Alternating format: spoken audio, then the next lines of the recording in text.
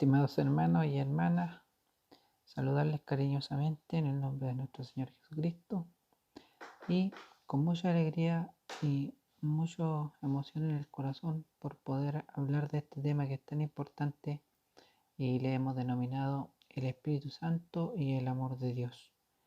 Digo yo que es tan importante porque para mí estos dos conceptos son como la base que necesitamos nosotros como cristianos para poder encaminarnos en el camino del Señor.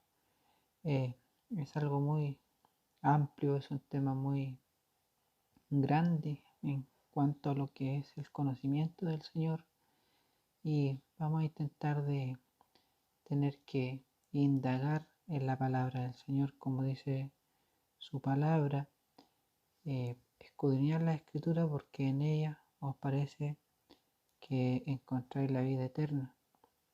Y dice: clama a mí, yo te responderé cosas grandes y ocultas que tú no conoces. También dice eso. Vamos a ir al libro de Éxodo y vamos a leer en el capítulo 3, en el versículo 6. Y partimos haciendo una pregunta y decimos: ¿qué es el Espíritu de Dios? Una pregunta muy grande, ya que es como que nos estemos preguntando ¿qué es Dios? ¿O quién es Dios? Y lo cierto es que hay algunas cosas que el ser humano no tiene alcance o entendimiento para poder lograr entender, ya que nosotros como seres humanos somos seres muy limitados en cuanto a lo que es el conocimiento de Dios. Dios es tan sublime, tan alto en sus caminos en comparación a nosotros, que con tan solo plantear esta pregunta nosotros podemos dejar en evidencia cuán lejos estamos nosotros de entender la mente y el corazón de Dios. Sin embargo, por misericordia suya, sí tenemos la opción de poder conocerle y de poder comprender sus propósitos, de poder saber quién es Él y cuál es su voluntad. Hubo un hombre que le preguntó al Señor, le hizo esta pregunta, ¿cierto? Le dijo: ¿quién eres tú? Y ese fue Moisés cuando tuvo el encuentro con el Señor en la llama de fuego. Y el Señor le dice: yo soy el Dios de tu padre, Dios de Abraham, Dios de Isaac y Dios de Jacob. Esa es la primera respuesta que le da el Señor a Moisés, diciéndole que Él era el mismo Dios que había estado, ¿cierto?, haciéndole promesa a su antepasado, o que había compartido con su antepasado, porque Dios siempre había estado. Los hombres iban pasando en la historia de la tierra, tal como nosotros, como lo dice su palabra. Somos pasajeros nosotros en el mundo, pero Dios sigue estando. El Espíritu de Dios sigue reinando, el Espíritu de Dios sigue gobernando, sigue haciendo su soberanía sobre el universo entero, porque no solamente gobierna en la tierra, sino que también gobierna en el cielo. Y el hombre es tan frágil y tan pasajero, es tan diminuto, tan corto, y es tan también pequeño de mente. Nosotros como seres humanos entendemos las cosas de una perspectiva muy, muy acotada, porque nosotros nacemos con la percepción de que todo parte en un comienzo y todo termina en un final, así como la vida de nosotros. Nosotros tenemos un momento de nacer y tenemos un momento de morir, y así sucesivamente. Todas las cosas que hace el ser humano tienen un principio y un término.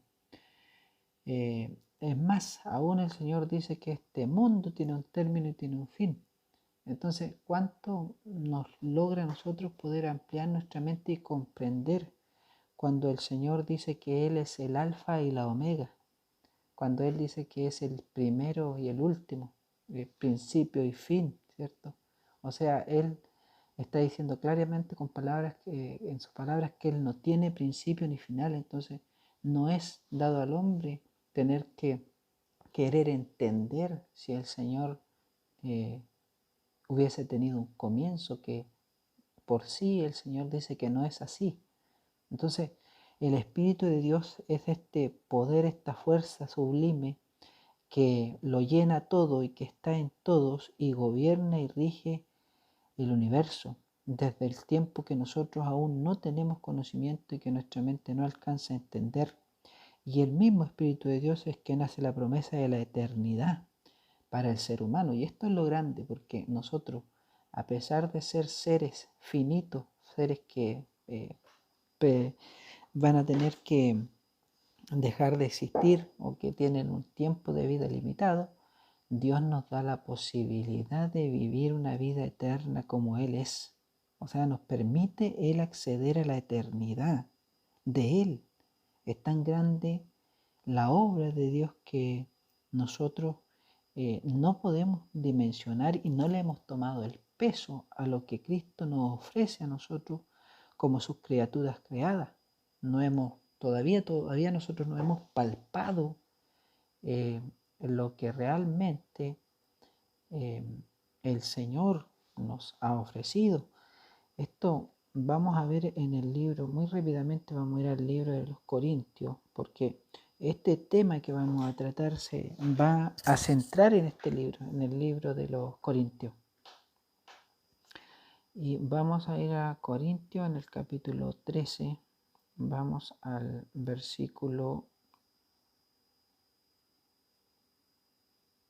9. Y aquí vemos una declaración del apóstol Pablo muy importante, porque no es una declaración de cualquier hombre, es la declaración de uno de los hombres que ha recibido más conocimiento en la historia de la humanidad por parte de Dios, por parte del Espíritu de Dios, en revelación, en conocimiento, en sabiduría, en enseñanza, en doctrina. Este hombre es el gran portador del Evangelio a los gentiles. Entonces no es cualquier hombre. Y miren lo que él dice. Dice, porque en parte conocemos y en parte profetizamos. Mas cuando venga lo perfecto, entonces lo que es en parte se acabará. Cuando yo era niño, hablaba como niño, pensaba como niño, juzgaba como niño, mas cuando ya fui hombre, dejé lo que era de niño.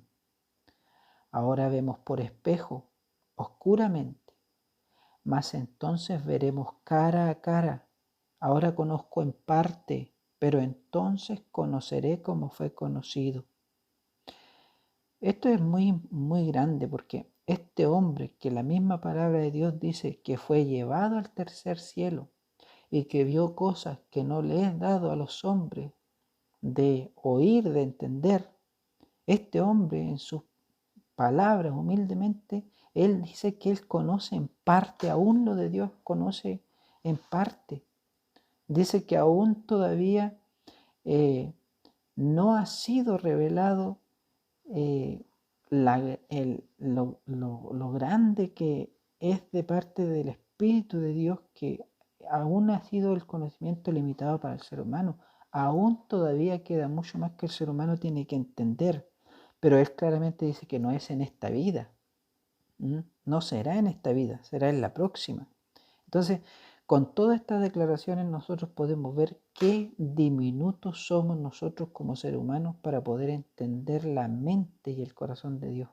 Pero como yo les dije antes, el Señor en su infinita grandeza, en su amor y en su misericordia, ha abierto los ojos espirituales de nosotros para que nosotros le podamos conocer a Él y para que nosotros sepamos lo de Él, lo necesario que necesitamos saber para que nosotros podamos ser salvos. Vamos a volver al libro de Éxodo, nuevamente al capítulo 3, y vamos a leer, porque Moisés, muy acongojado por lo que Dios le está diciendo, ¿cierto? Que Él es el Dios de sus padres y lo empieza a comisionar para tener que ir a sacar al pueblo de Egipto. Como ya lo habíamos dicho, esto habíamos hablado de este tema en un tema anterior, pero aquí está algo muy importante, porque aquí hay una respuesta de parte de Dios cuando cualquiera que se haga la pregunta, ¿quién es Dios? Hay una respuesta muy certera de parte del Señor. Y la verdad es que Dios no nos deja a nosotros más cabida de que conformarnos a esta respuesta. Y también nos deja claro quién es Él. Y vamos a leer del versículo 13 al 14. Y dice, dijo Moisés a Dios, he aquí que yo llego yo a los hijos de Israel y les digo, el Dios de vuestros padres me ha enviado a vosotros. Si ellos me preguntaren, ¿cuál es su nombre? ¿Qué les responderé? Y respondió Dios a Moisés, yo soy el que soy. Y dijo, así dirás a los hijos de Israel, yo soy, me envió a vosotros. Y aquí nosotros vemos una respuesta muy contundente de parte de Dios. Dios no le está diciendo a Moisés que él tiene un nombre con el que a él se le pueda nombrar. Porque Dios es eterno. Dios no tiene un comienzo. Dios es soberano en su existencia misma. Entonces, Él dice, yo soy el que soy. Y con eso a nosotros nos deja claro de que Él simplemente, Él es.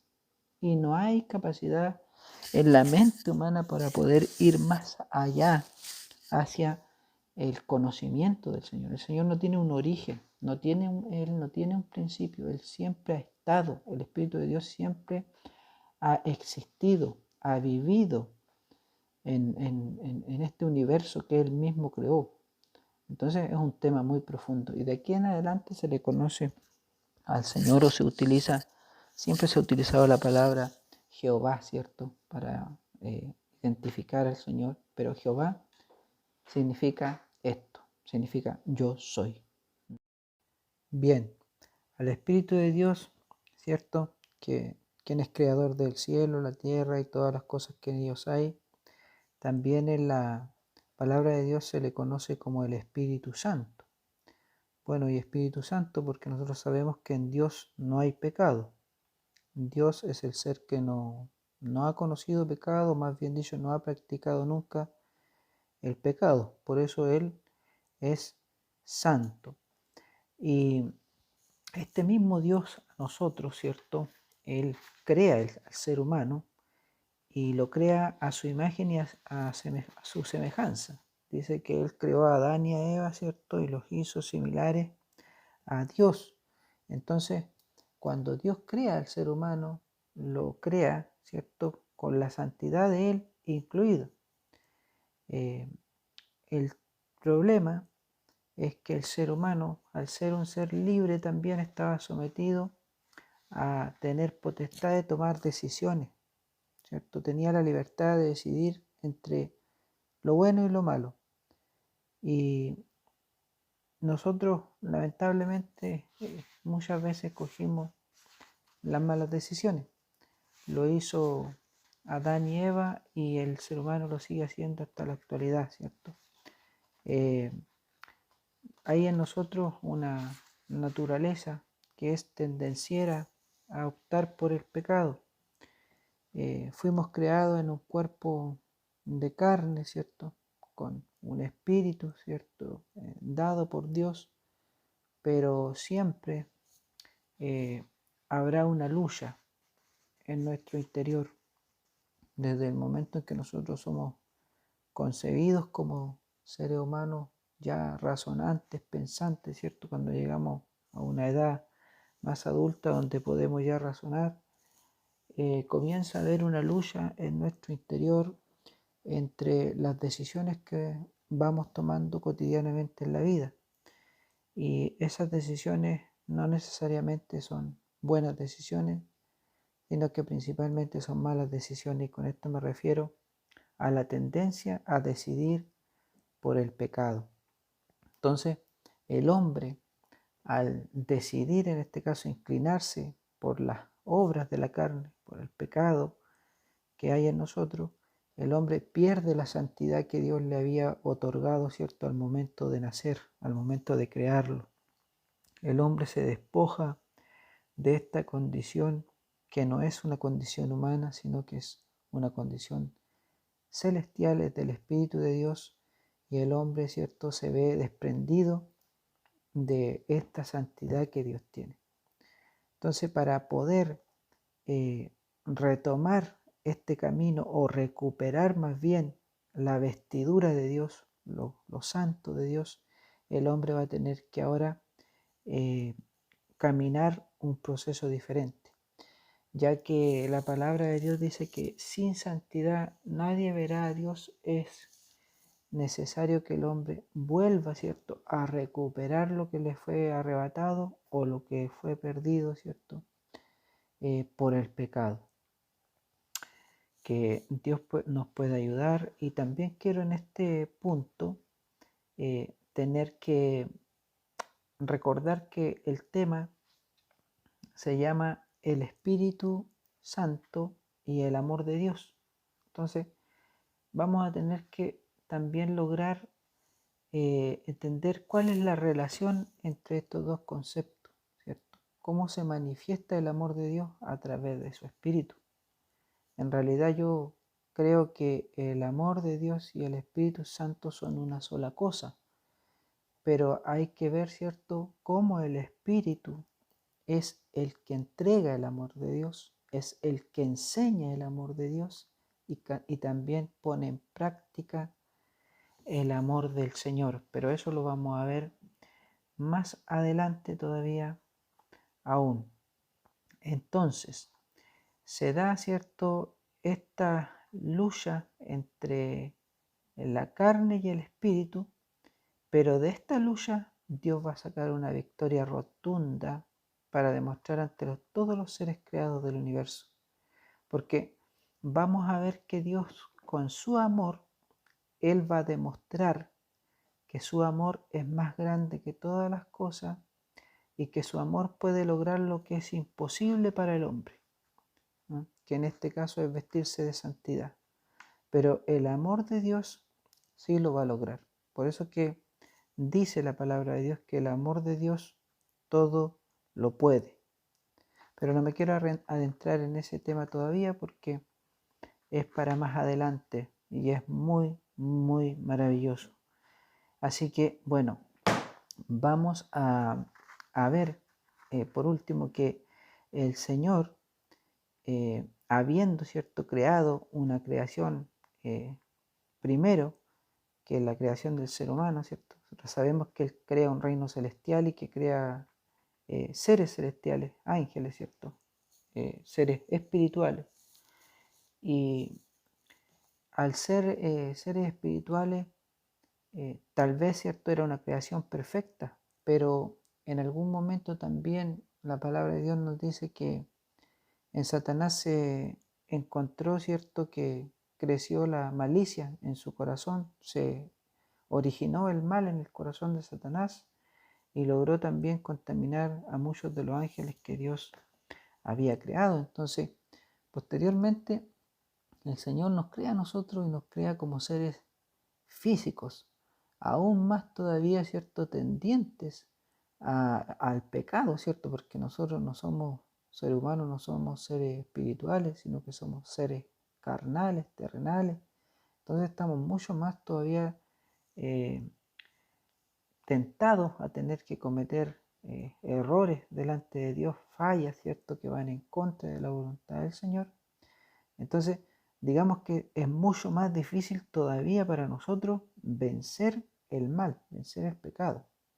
Entonces, ante esta dificultad, ante esta adversidad, Dios va a demostrar, ¿cierto?, que con su amor Él puede lograr lo que es imposible, como dije, para los hombres. Así que bueno, en esta lucha que hay ahora en nuestras propias vidas, ¿cierto?, entre la carne y el espíritu, porque la carne, ¿cierto?, se opone a los deseos del espíritu y el espíritu se opone a los deseos de la carne y es una guerra que de no acabar. Es una batalla de pelear día tras día del ser humano que cree en Cristo y que quiere agradarle a Él, quiere buscar el rostro del Señor y quiere vivir de acuerdo a como el Señor, ¿cierto?, le agrada. Hay una lucha constante, hay una batalla cotidiana que se libra todos los días, desde el momento en que nosotros nos despertamos en la mañana hasta que nuevamente ponemos nuestra conciencia en el sueño de la noche. Está esta lucha, esta batalla entre la carne y el espíritu, ¿cierto? Y no es una batalla que el hombre pueda ganar de forma terrenal, de forma material, sino que solamente se puede ganar a través de la ayuda del Espíritu Santo de Dios. Bien, para esto vamos a ir al libro de los Gálatas, en el capítulo 5, y vamos al versículo 16. Y nos encontramos con este mensaje que dice las obras de la carne y el fruto del Espíritu, y leeremos. Digo pues, andad en el Espíritu, y no satisfagáis los deseos de la carne, porque el deseo de la carne es contra el Espíritu, y el del Espíritu es contra la carne. Y estos se oponen entre sí, para que no hagáis lo que quisierais. Pero si sois guiados por el Espíritu, no estáis bajo la ley. Quiero aquí hacer un alto porque nos dice si sois guiados por el Espíritu. ¿Qué quiere decir eso? Que si el Espíritu de Dios está gobernando nuestras vidas, entonces nosotros vamos a ser capaces de superar los deseos de la carne y vamos a ser capaces de andar conforme al Espíritu de Dios. Por eso la palabra de Dios dice, no estáis bajo la ley. La ley es la ley, ustedes saben que son los mandamientos de Dios, y el pecado es la transgresión de la ley de Dios, es vulnerar los mandamientos de Dios, es incumplir los mandamientos de Dios, ¿cierto? Entonces, el único que nos puede ayudar a nosotros a andar en la ley de Dios, ¿cierto?, respetando su ley, es el Espíritu Santo. Nosotros solos no podemos. Sin la guía del Espíritu Santo, el hombre no puede caminar bajo el amparo de la ley de Dios. La propia ley de Dios nos condena a nosotros. Entonces, esto no es del hombre solo, no es del hombre terrenal, no es del hombre con sus propias capacidades, no es del hombre que se crea santo, que se crea que puede adquirir santidad por sí mismo. No, esto es solamente obra del Espíritu de Dios. El ser humano necesita el Espíritu de Dios para poder andar conforme a la ley de Dios. Necesita que el Espíritu de Dios gobierne su vida para poder estar, ¿cierto?, alineado a la voluntad del Señor. De otra forma, será imposible. Seguimos leyendo. Y dice, y manifiestas son las obras de la carne, que son adulterio, fornicación, inmundicia, lascivia, idolatría, hechicerías, enemistades, pleitos, celos, iras, contiendas, disensiones, herejías, envidias, homicidios, borracheras, orgías y cosas semejantes a estas, acerca de las cuales os amonesto, como ya os lo he dicho antes, que los que practican tales cosas no heredarán el reino de Dios. A la verdad que esto no deja mucho espacio para la interpretación. Está muy claro, ¿cierto? Cada una de estas cosas que menciona el apóstol Pablo en este mensaje, ¿cierto?, son transgresiones a la ley de Dios. Es una transgresión directa a la ley de Dios.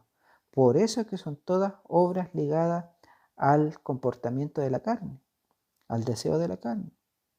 Si ustedes se dan cuenta, cuando nosotros no caminamos juntamente con el Señor, cuando nosotros no hemos aceptado al Señor, cuando nosotros no le hemos dado una oportunidad a Dios ni tampoco hemos indagado, ¿cierto?, en el carácter de Él para poder conocer al Señor, nosotros somos capaces de practicar varias cosas de las que están aquí, si no todas a lo mejor, y tal vez no nos importa, tal vez nos daría lo mismo en algún momento, ¿cierto?, hacer todo lo que aquí se nos describe.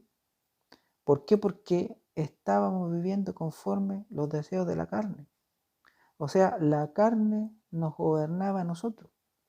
No había en este momento aún una lucha entre el espíritu y la carne, porque la carne era la que tenía sobre la supremacía sobre nosotros. Estábamos bajo, ¿cierto?, el dominio del pecado. Así mismo lo dice la palabra del Señor. Pero ya cuando el Espíritu de Dios, ¿cierto?, se manifiesta en nosotros, se empieza a hacer muy patente la lucha que existe entre nuestra carne y el Espíritu. Y nosotros empezamos a ver, ¿cierto?, que cómo el practicar estas cosas a nosotros nos va dejando desnudos delante de la presencia del Señor.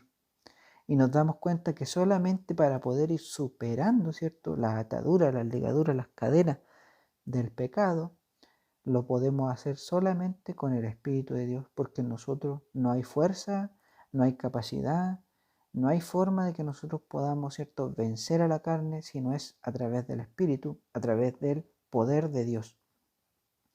Entonces, si el Espíritu lo guía, nosotros podemos superar todas estas cosas que nos llevan al pecado, nos llevan a la maldad que se desarrolla en nosotros. A mí me gustaría tener el tiempo para poder examinar cada uno de estas obras de la carne.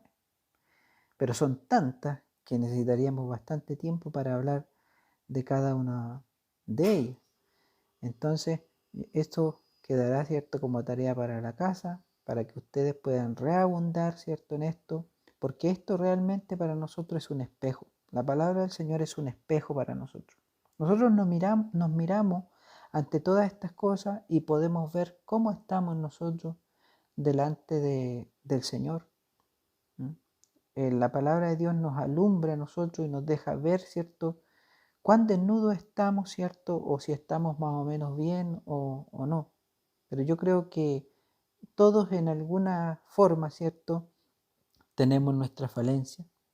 Pero grande es Dios y grande, ¿cierto?, es su Espíritu para tener que amonestarnos, como dice la palabra, y permitir que nosotros veamos, ¿cierto?, qué es lo que hay de malo en nosotros. Y decirle a Dios, ¿cierto?, decirle al Espíritu Santo: Señor, ayúdame, vísteme con tu Espíritu, Señor, fortaléceme con tu Espíritu y ayúdame a superar lo que me ata a mí al deseo de la carne.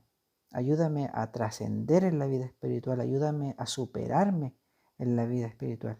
No quiero, Señor, conformarme a tener que practicar alguna de estas cosas que están en este libro.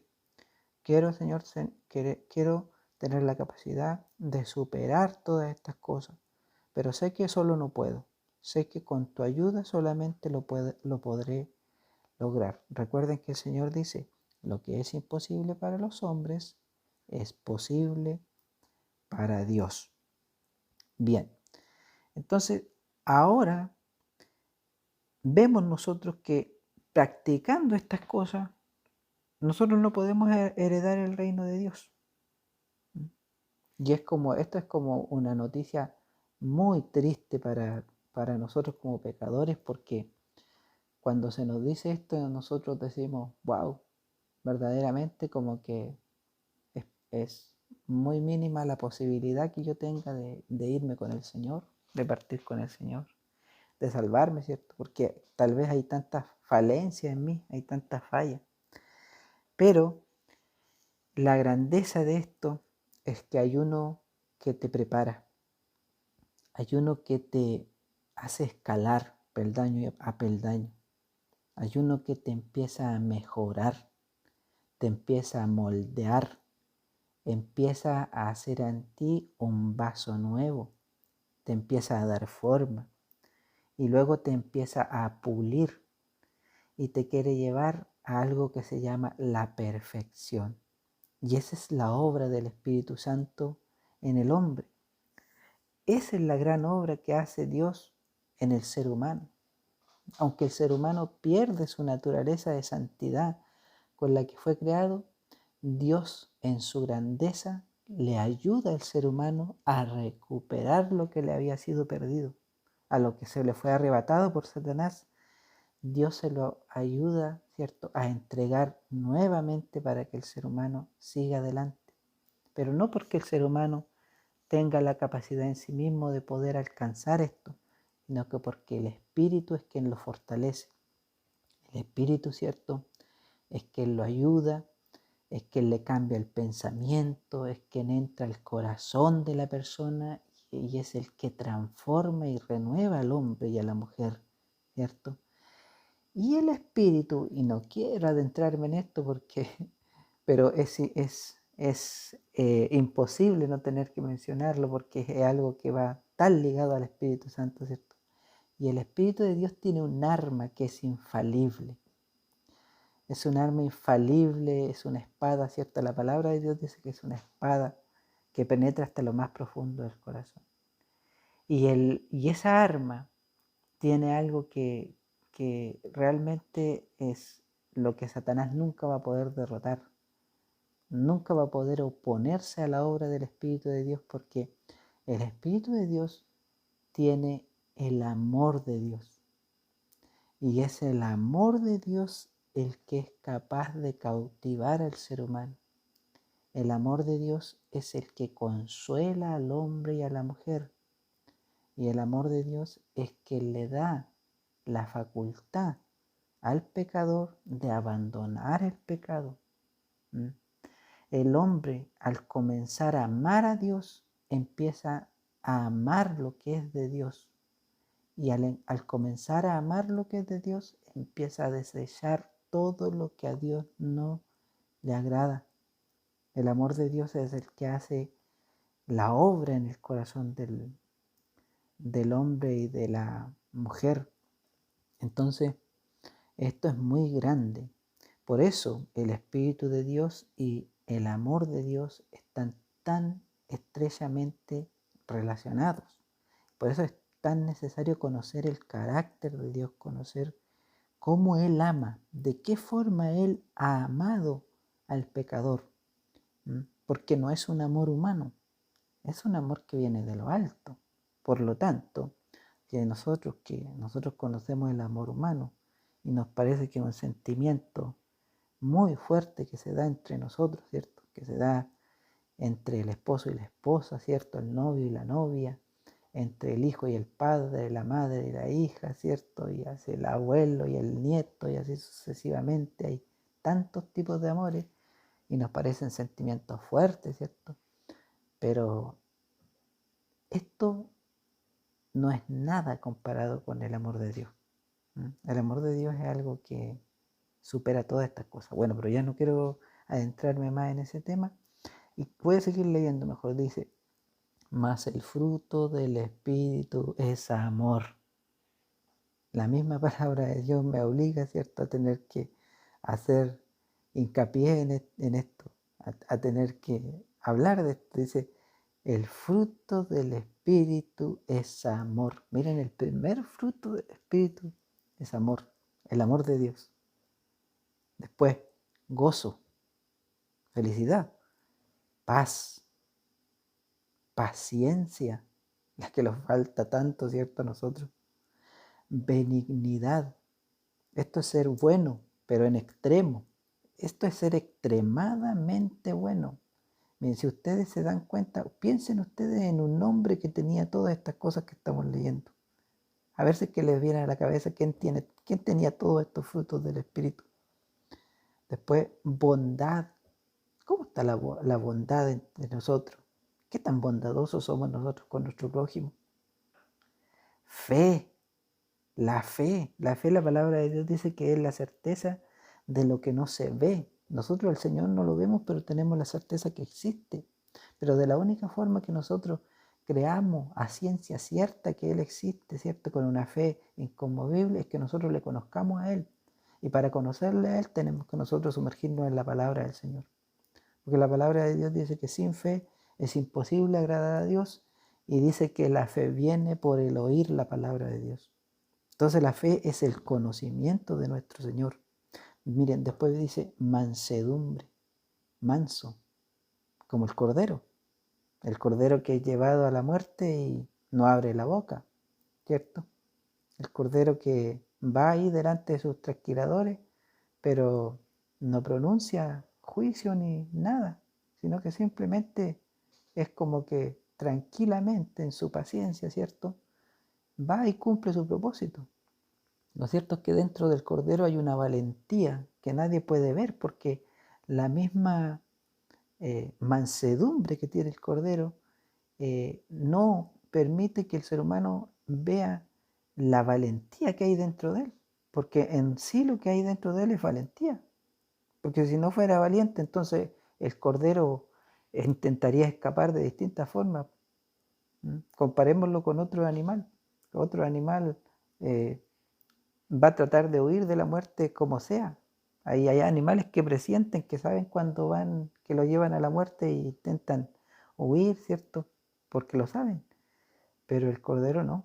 El cordero es manso, ¿cierto? Y es porque dentro de él hay una valentía que supera todas las cosas. Hay algo dentro de él que lo mueve, que lo hace valiente, que lo motiva a ser valiente. El amor por los pecadores. Después viene la templanza. Es como cuando decimos, ¿cómo está tu temple? ¿Qué tan fortalecido está tu temple? Porque el temple es qué tanto nosotros resistimos ante las provocaciones, ¿cierto? Ante las tentaciones. Porque el enemigo también nos provoca a nosotros a ira, nos provoca contienda, nos provoca discusiones, a alegatos, ¿cierto? Nos tienta, ¿cierto?, a que nos incendiemos en furia, en enojo, nos ofusquemos. Pero ¿cómo está el temple? Si nuestro temple está desarrollado, es difícil que el ser humano pueda entrar en estas cosas.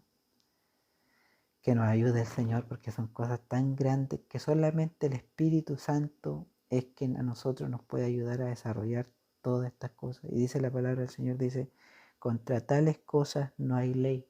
¿Por qué? Porque el que sigue estas cosas o es capaz de cumplir estas cosas, no incumple la ley de Dios. Esto es el cumplimiento de la palabra de Dios, ¿cierto? Los frutos del Espíritu son el cumplimiento de la palabra del Señor. Son todo lo contrario de violar la ley de Dios, de incumplir la ley del Señor. Esto solamente se puede lograr, ¿cierto?, con el Espíritu de Dios. Esto es algo espiritual. Esto no es algo terrenal. No es algo que el hombre pueda aprender de forma terrenal o pueda adquirir de forma terrenal. No hay capacidad humana para poder, ¿cierto?, tener que vivir de acorde a estas cosas. Esto solamente es el milagro que el Espíritu de Dios hace en los hombres. Bueno, esto es mucho más profundo y sería de mucho más analizar, ¿cierto? Pero también quiero que avanzar en este tema porque todavía queda bastante de tener que conocer. Y lo último que puedo decir aquí es que, por ejemplo, Juan el Bautista decía, hacer frutos dignos de arrepentimiento, ¿cierto? O sea que en nosotros tienen que haber frutos, ¿cierto?, que demuestren que en nosotros hay arrepentimiento.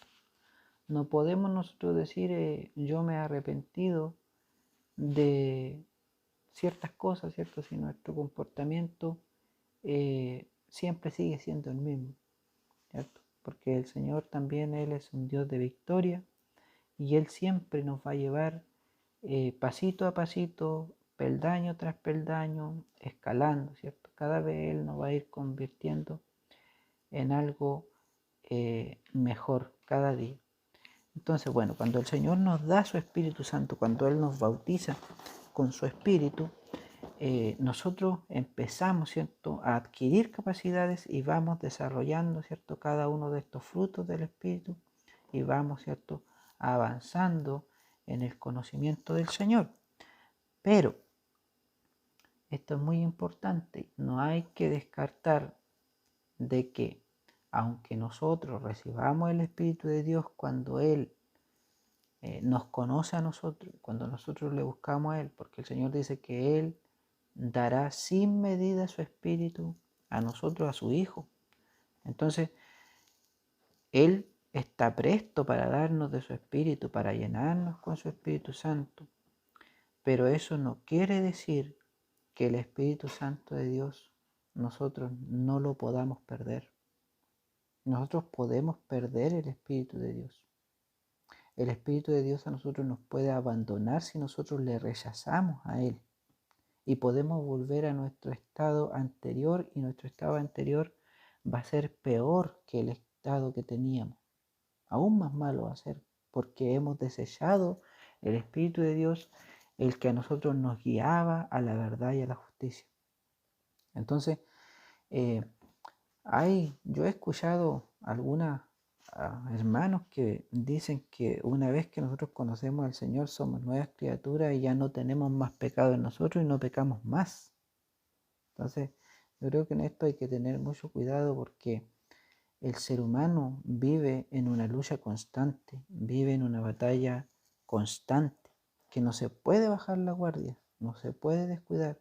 Esto es un ejercicio constante que el hombre tiene que estar constantemente buscando al Señor a través de la palabra del Señor, a través de la oración, a través del ruego, ¿cierto?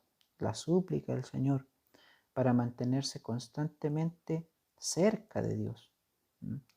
El Señor dice: acercaos a mí y yo me acercaré a vosotros.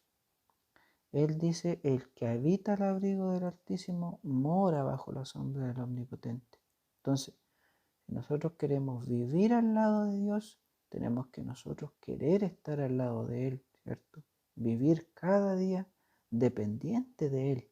Es la única forma de que el Espíritu de Dios a nosotros nos tenga de la mano. Miren, y para esto vamos a ir nuevamente al libro de los Corintios y vamos a ir al capítulo 10. Y miren, aquí hay un mensaje que dice amonestaciones contra la idolatría, pero vamos a leer unos versículos. Dice: porque no quiero, hermanos, que ignoréis que nuestros padres todos estuvieron bajo la nube y todos pasaron el mar, ¿cierto? Esta es bajo la nube que seguía al pueblo de Dios, ¿cierto? En el desierto. Recuerden ustedes que la palabra de Dios dice que en la noche era nube de fuego que iba sobre el arca del pacto, ¿cierto? Alrededor del pueblo de Israel, y en el día era nube, ¿cierto? Y en ella estaba el Espíritu de Dios, el Espíritu Santo estaba con ellos, ¿cierto? En la nube. Y dice: no quiero entonces que ignoréis que nuestros padres todos estuvieron bajo la nube y todos pasaron el mar, cuando cruzaron el mar rojo, ¿cierto? Que ustedes saben, cuando Dios abrió el mar y el pueblo de Israel cruzó en seco.